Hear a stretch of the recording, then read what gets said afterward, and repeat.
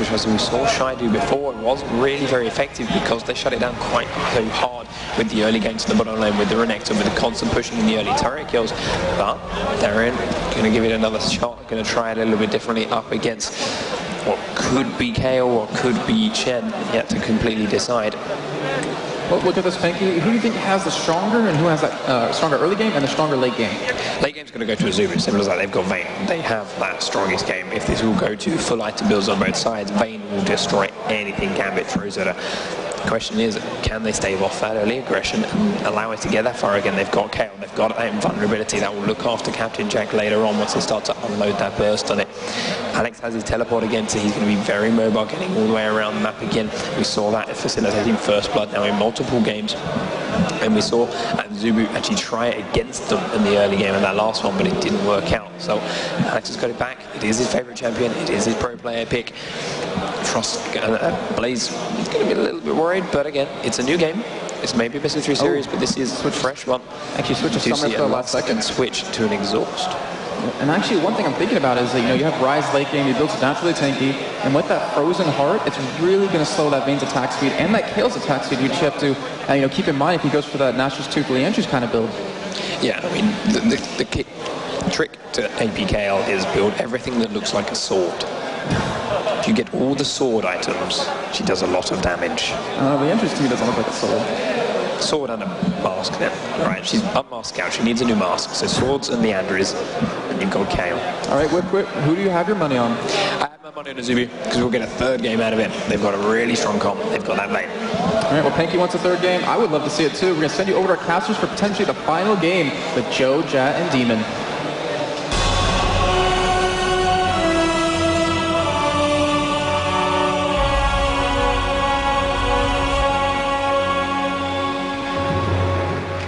So here we go, ladies and gentlemen. It's the Intel Extreme Masters Grand Final. It's Azubu Blaze versus Gambit Gaming. 1-0 Gambit Gaming. And the Russians are ahead of the Koreans.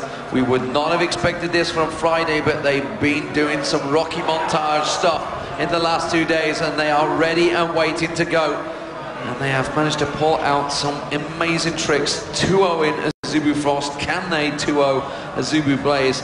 Nothing really coming from the level 1 potential invade from Azubu. They are sat ready and waiting to see if anyone's going to put that ward out, but they are not going to go for it, Gambit. And as it stands, we're going to have some standard lane comps. May well get a switch in the top lane here. Gambit looking like they're going to go for it. Darian potentially heading down towards the bottom, so it's going to be some 2v1 stuff already, Joe. Yeah, and I'm expecting a bit of a pensive start, especially from the Azubu's side of this, because, well, they're 1-0 behind. It's best of 3. They can't afford to make the same mistakes, or, you know, give Gambit the chance that they had in that last game. A 22-minute surrender, I think it was, time-wise, at the end of that last one. So, you know, they have to start off strong here against Gambit because they're riding a massive wave of confidence right now after taking down Frost 2-0 and after dominating them in that first game. And just looking at the items, you can see Genja starting off with armor 5 pots. Now, Season 2, you'd be thinking he'd be going in the jungle or something, but as it is, he is going to be going in that top lane. You can see Ambition's really helping out a lot here. Is Ambition looking at taking the blue buff? It looks like he will be, so it's going to be Ambition in that mid lane with the blue buff. He's got Flame helping out. There it is. Blue buff being picked up, which means we could well see an invade. We're seeing the duo lane moving in towards the mid lane. Ambition's actually getting taken down pretty low by this blue buff here. The blue buff, he can get a couple of lucky hits, but it's not going to, and Ambition's going to go back and bite and head down bottom.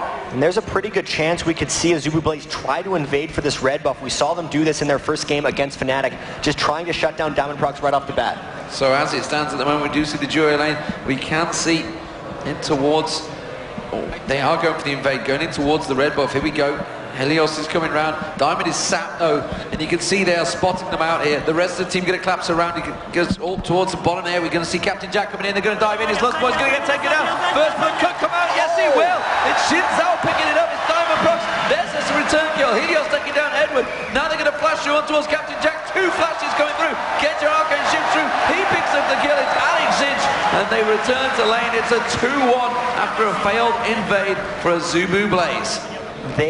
Gambit Gaming saw that coming.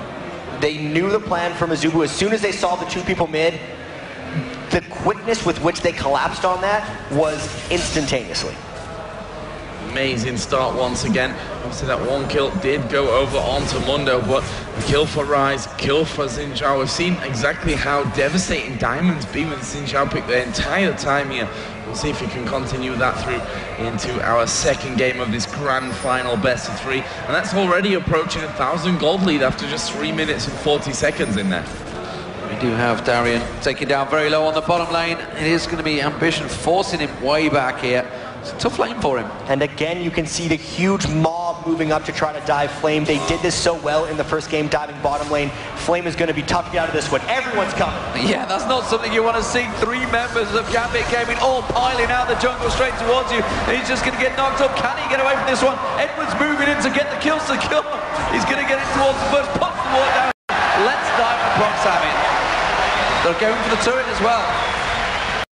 They're going to go for an early turret here again, a textbook massive gank into this top lane there, really working out for them. Azubu going to look to bring Kings back, and that's not necessarily a trade that Gambit should be happy with if they end up losing this turret.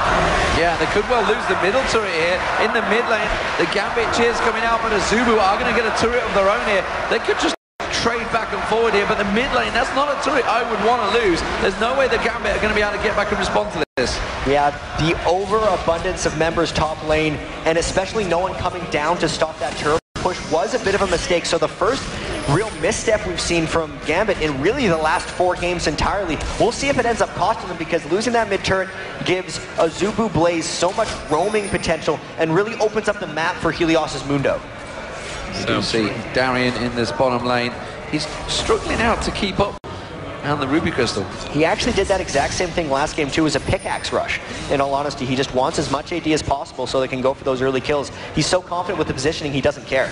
Here we go, 3-man pushing in on towards this top turret. Jack's actually going to get involved because Diamond Prox is coming around. The counter-strike not having the desired effect, doesn't get the stun off onto any of them, but they may just try and go for something here. No, it's more a case of protecting that tower, keeping it safe. Obviously, Flame is level 7 now. You've got that Kale ultimate coming in. The Ambition has hit level 6, so Azubu is still dangerous at this point.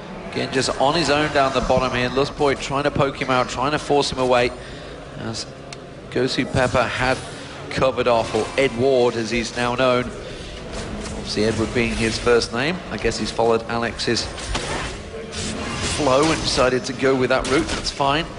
We will keep him on that one. So Genja keeping the damage on towards Captain Jack, keeping the poke down, being aggressive, as we've not seen in a long time, but certainly seems to be working out for him. Top lane Darien also keeping some free farm going. He's pressuring down. Flame has been back. He's got himself his first giant belt of the game. I expect to see many of those following, but Flame's getting pressured on by Darien in that mid lane. 56-52 between Alex Ich and Ambition. And they are just slowly but surely gaining any advantage they can. It's 3-1 currently in kills and a 2k gold difference to Gambit Gaming. One thing Gambit has to take a lot of care in is every lane they have is actually losing in CS right now, across the board. So Azubu is able to farm despite all the roaming. They're going to have to make that roaming work a little bit better, because if they just continue to let Azubu farm like this, it's going to get real dangerous, especially with Vayne. Vayne is doing a good job here. I mean, 66-58 CS, as you said, ahead on that front as well. Jax has actually come down now from that top lane. Obviously, pushed it all the way out. Tower's already down, so wants to make his presence a little bit more felt. As Xin Zhao has actually been spotted there. They pinged up to his position. There's a ward down there who's just stood over the top of it. As Darien going to put counter-strike on and back away from this turret. Xin Zhao is still hanging around there, but they've got total vision of him. They're not going to get lulled into this one again.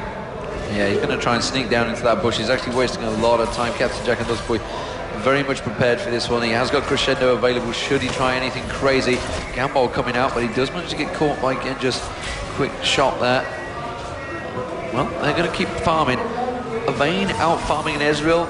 That's a danger right there, isn't it, Jack?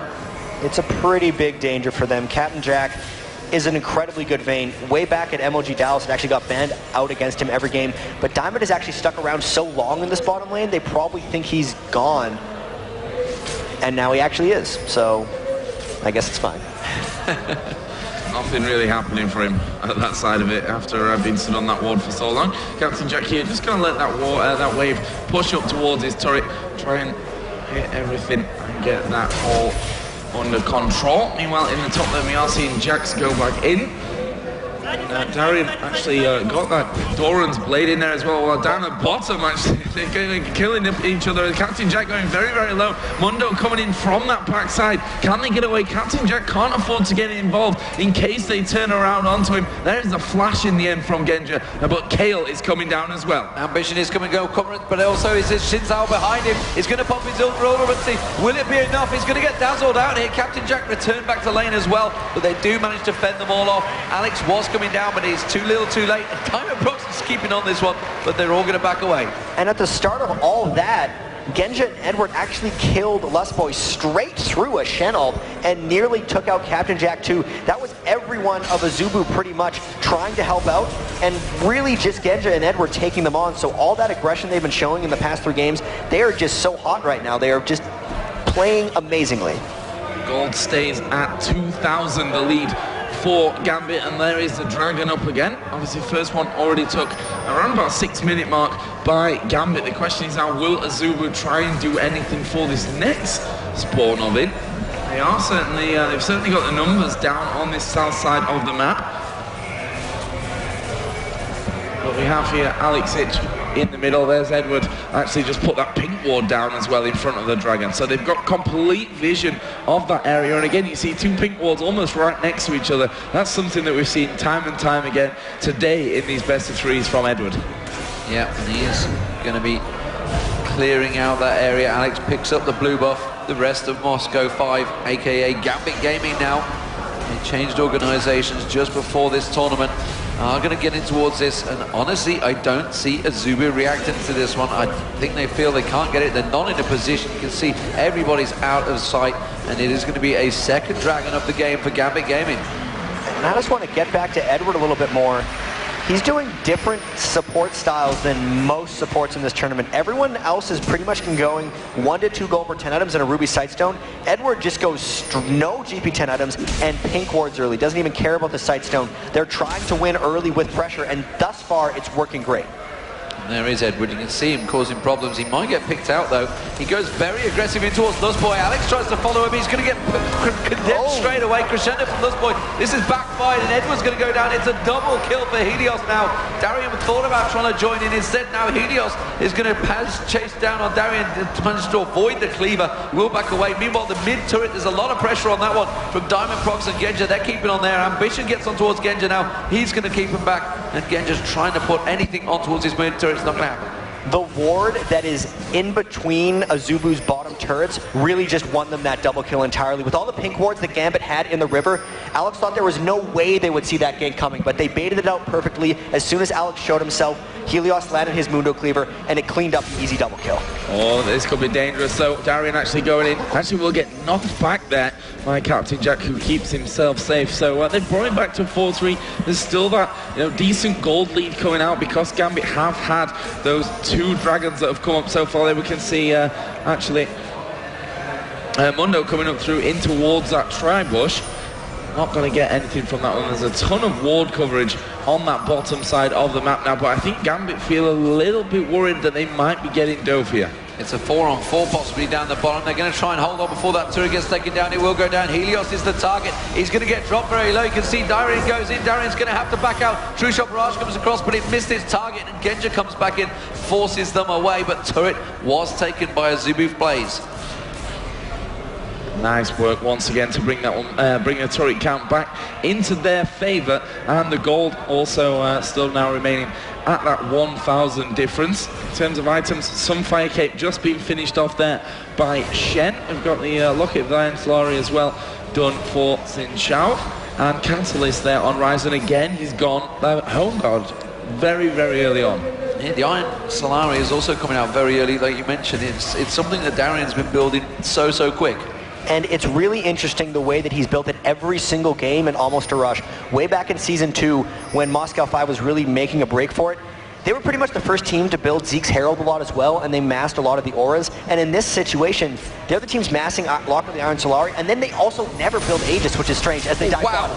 Lostboy getting absolutely pounced on. Slan United going to get used though. They're going to turn it on towards them. Darian's going to get caught. He manages to jump away. Genja will have his Hurricane Shift a moment. Will it come up though? He's trying to try and get away just in time, and he got deleted before he went through.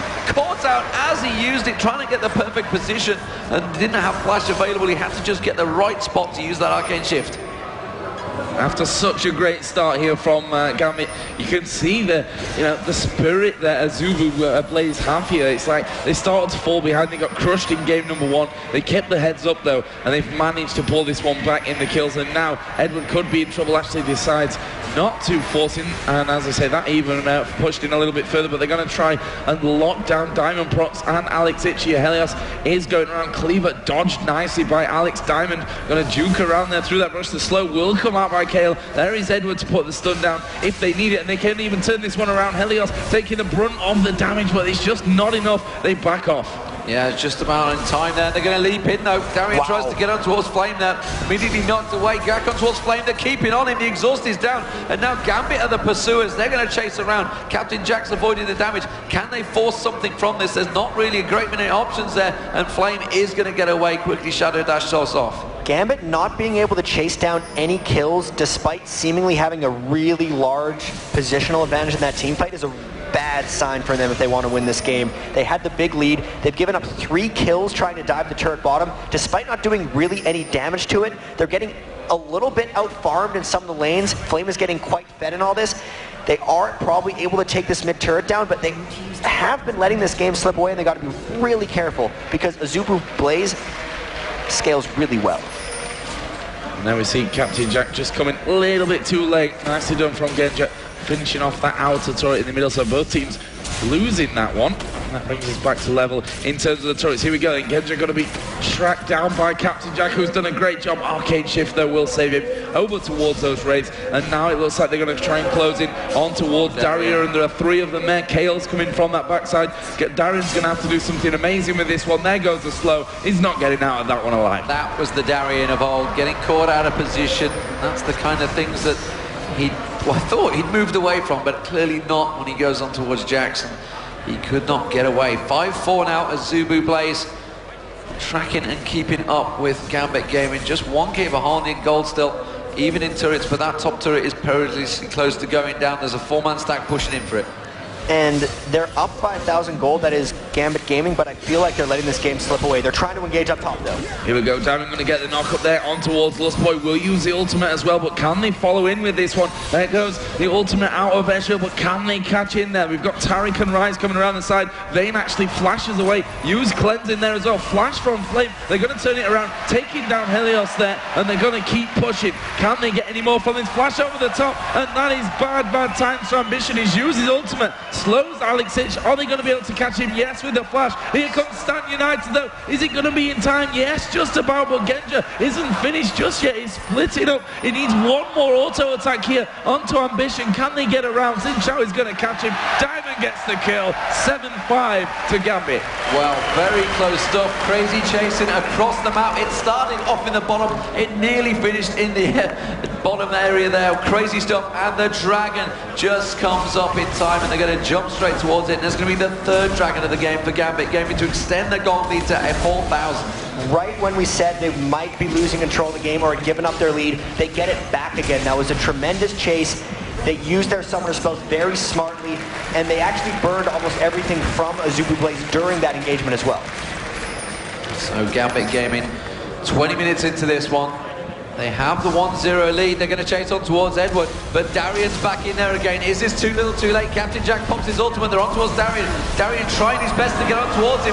Crescendo comes out from Lustboy. Isn't enough. True Shot Barrage flashes across. Captain Jack taken down incredibly low. The rest of the team now coming in, but they've burned everything in the last fight. They have no flashes, and Captain Jack just lifesteal his way off that red buff, and Gambit back away.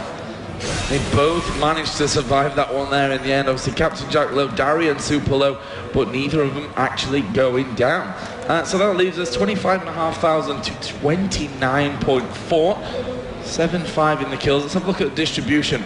Zinshao has a lot of them, let's just say that. 4-0-2, there's one on Alex Ich, there's one down for Genja, and as per usual, there's one on Edward as well. Over on the other side, it's 3 kills for Mundo, 1 for Kale. You know, Vayne was leading the CS early on, got 4 assists in there, but not racking up the kills that Azubu Blaze would have liked at this point, I guess. Yeah, Darien keeping the pressure on that bottom turret, slowly but surely building that Trinity Force up, so tons of damage will be coming out from him once he gets down there. He's going to have Diamond backing him up, his almost lane buddy of late, as Darien chunks down with the most satisfying sound in League of Legends.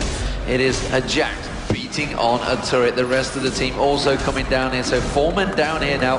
They realize they can see where they can pick anything up. They're immediately going for the red invade. It has been taken away by Captain Jack just a moment ago, as we saw though. Yeah, that's more map control going over towards Gambit. They've now got all 3 outer turrets down and move on to the next phase of their game of trying to take the next ones. There's Darien just spotting out Helios. Couldn't quite get the 3 auto attacks off there.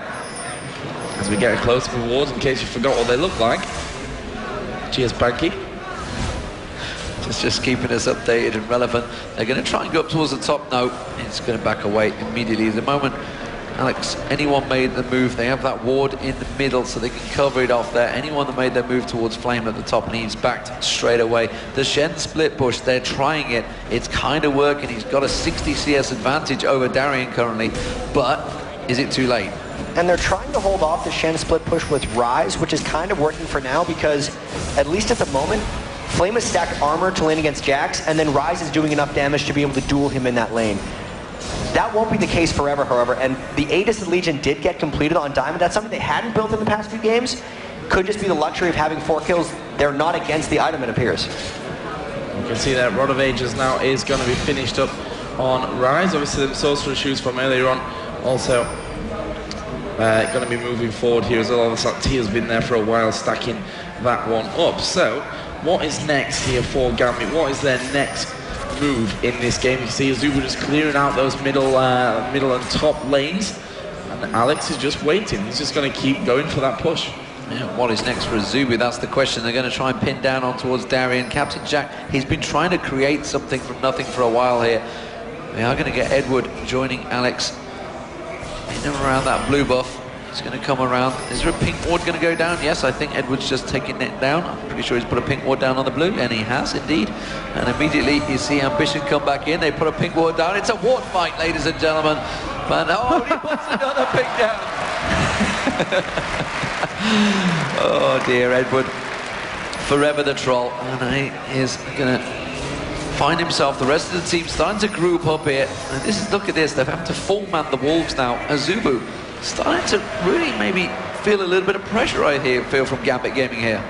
Yeah, I can definitely expect that one, especially now with the scenario that we've got here. Gambit Gaming destroyed them in game number 1. They surrendered it, and probably rightly so. If you feel like you're never going to win a game, it's sometimes best to use that surrender that's there and, you know, say, well, let's just forget about that one and move on to the next game. And there's also the fact that Gambit just destroyed their sister team in Azubu Frost in the semi-final themselves. So all the momentum coming through from Gambit Gaming, I have to agree with the surrender in all honesty though. You just forget about the earlier things. Much like Gambit Gaming forgot about their group stage where they went 1 and 2 because they're completely different 2 days later. Completely different, and we see it so often, but there is a heck of a lot of giant spells been stacked out. Double Warmogs there you can see from Flame and Helios. And they're going to maybe try and chase this one down, realizing that Alex was in that top lane, so he was the one they were fearing. They were at 4v4, and they thought they could maybe put a bit of pressure down. As it is, Captain Jack is farming out, trying to get beefier and beefier. Now, Jack, for me, Gambit Gaming have to kind of make this pressure count, because Captain Jack on Vayne is just going to get stronger and stronger and stronger. They really have to make their pressure count. They probably have a big enough lead, and you can tell they're trying to make action happen. Collapsing the map, going in now. This could be bad news. Ambition using his ultimate on himself while Flame taking the brunt of the damage. There goes the crescendo across Lost Boy going low. Wow. Captain Jack is now the focus, and they're going to lock down Ambition. Stan United coming in, but not quite. It's a double kill coming out for Genja. Helios trying to escape this one. He's got his ultimate running, but Darien going to leap in there, not quite getting it. Captain Jack now going to push him towards the wall, but didn't quite get the stun off there. And Ink, wow, flashing all over the place.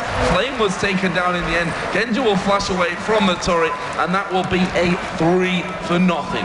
3-for-0. Great stuff there from Gambit.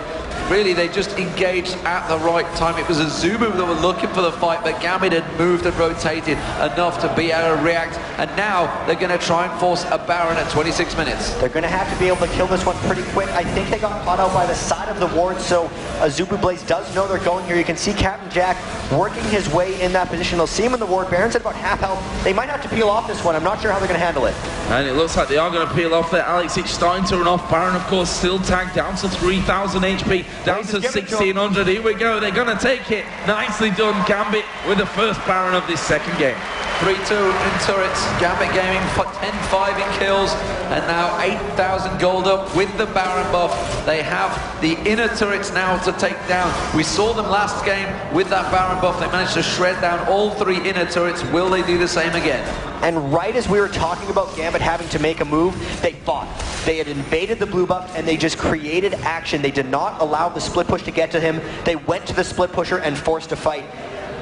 Something that's making them fight so well is the repetitive diving they can do. Diamond Prox's Audacious Charge comes off cooldown so quickly, especially with the cooldown reduction he's getting from that Lock of the Iron Solari, and Darian's Leap Strike is on such a short cooldown as well, so they just continue to go over and over in fights. So even when Azubu's wanting to disengage, they're able to close the distance and get them.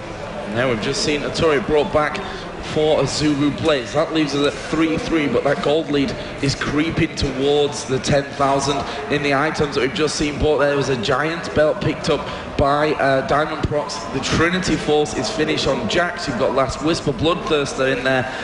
Last Whisper Bloodthirster now. Double Bloodthirster coming out. He wants to finish this game earlier on. And the Muramana as well finished on Rise. Well, maybe he thinks he's got a time limit out. Maybe he thinks he's in the group stage. He's got to finish this game quick or he's going to get knocked out of the tournament.